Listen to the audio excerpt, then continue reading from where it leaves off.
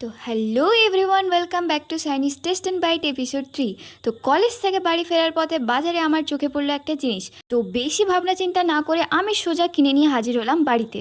তো হ্যাঁ, আজকে আমরা বানাচ্ছি মাশরুমের পকোড়া। তো আমরা এখানে প্রথমে বেসনের গোলাটা বানিয়ে নেব। তার জন্য প্রথমে বেসন, অল্প করে কালো জিরে, অল্প করে বেকিং সোডা আর একে একে হলুদ গুঁড়ো, লঙ্কা গুঁড়ো, ধনে জিরে গুঁড়ো আর স্বাদ মতো লবণ দিয়ে, আর তোমরা পারলে আমার মতো ইউজ করতে পারো পেঁয়াজ আর রসুন বাটা দিয়ে ভালো করে গোলাটা অল্প অল্প জল দিয়ে মিশিয়ে নেব।